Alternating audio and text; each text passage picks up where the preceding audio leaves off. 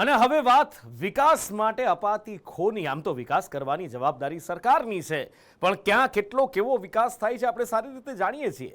વર્ષ 2018 યાદ છે ને, મેથળા બંધારો. જી હા, એ સમુદ્રનું ખારું પાણી આવતું રોકવું, સિંચાઈ માટેનું પાણી, પીવાનું પાણી સંગ્રહિત થાય એના માટે બંધારો બનાવવાની શરૂઆત થઈ. અને એ શરૂઆત जात मेहनत जिंदाबाद थी थई. साथी हाथ बढ़ाना, एक अकेला थक जाएगा, मिलकर बोझ उठाना. बस ए तळाजा ने आसपासना 18 गामोना खेडूतोए लोकोए नक्की कर्યું सरकार पर निर्भर નથી રહેવું અને જાત મહેનત કરી આખરે એ સફળતાનો મીઠો સ્વાદ ચાખ્યો છે. પણ હવે એવું લાગે છે કે આવી જાત મહેનત માત્ર એક તળાજાના લોકોએ જ નહીં, તાલુકે લોકોએ કરવી પડશે. જાત મહેનતથી જ હવે લોકોએ પોતાના ખર્ચે વિકાસ લાવવો પડશે. કેમ?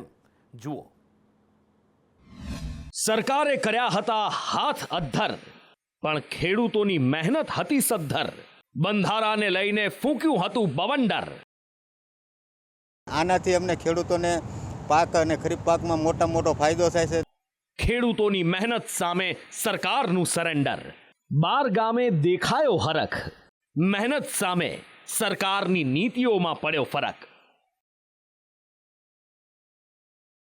આ બંધારો દેશની અંદર સૌથી મોટામાં મોટું જાત મહેનતે બનાવેલું સરોવર હોય તો એ આપણે તળાજા તાલુકાના મેથળા બંધારો.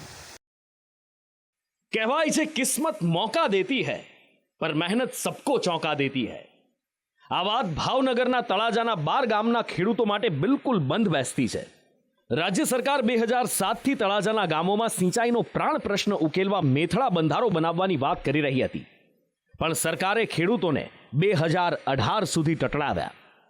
આખરે ખેડૂતોએ સ્વખર્ચે જાત મહેનતે પરસેવો પાડીને બંધારો બનાવી સરકારને બતાવ્યું કે કામ કેવી રીતે થાય છે. 2018માં જાત મહેનત કરી ખેડૂતોએ બંધારો બનાવ્યો, જે વચ્ચે તૂટ્યો પણ ખરો, પણ ખેડૂતોએ હિંમત રાખી, ધૈર્ય રાખ્યું અને ફરી એને બાંધ્યો. આજે ફરી 2024માં મેથળા બંધારો ઓવરફ્લો થતા તળાજાના 12 ગામોમાં હરખની હેલી પ્રસરી છે.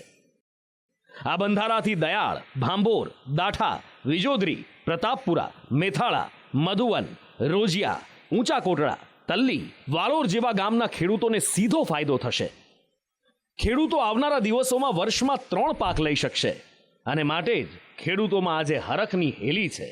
સૌ ભંડોળ ભેગું કરી અને અમે આ બંધારો દર વખતે તૂટે પણ અમે બાંધી દઈએ છીએ. અને આનાથી અમને ખેડૂતોને પાક અને ખરીફ પાકમાં મોટો ફાયદો થાય છે ને.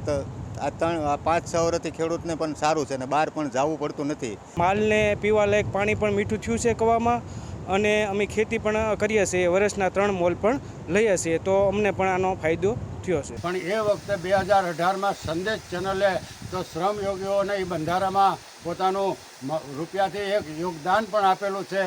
એના અમે સાક્ષી છીએ અને એને અમને ખબર છે, એટલે અમે આપની ચેનલને પણ હૃદયપૂર્વકથી આવકારીએ છીએ. આ કહાની ખેડૂતોની જાત મહેનતની સાથે નઘરોળ તંત્રના પાપની પણ છે. તંત્ર વર્ષો સુધી કામ ટલ્લાવે છે અને અંતે ગરજના માર્યા લોકોએ કામનો ઉપાડો લેવો પડે છે.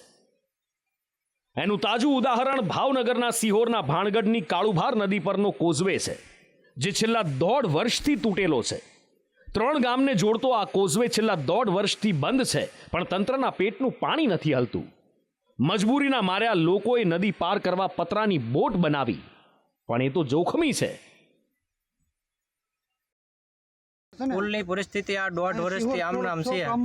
હાલ હજી કોઈ તંત્ર અહીંયા ડોકાયું નથી કે બ્રિજની શું હાલત છે અને ગામ લોકોની કેવી હાલત છે, કે લોકો કઈ પરિસ્થિતિનો સામનો કરી રહ્યા છે, એવું કોઈ તંત્ર અહીંયા જોવા પણ આવ્યું નથી. જો કે હવે છેલ્લા 1.5 વર્ષથી હેરાન પરેશાન થતા લોકો કહી રહ્યા છે કે તંત્રને કામ કરવું હોય તો કરે, નહીતર અમારી જાત મહેનત જિંદાબાદ છે.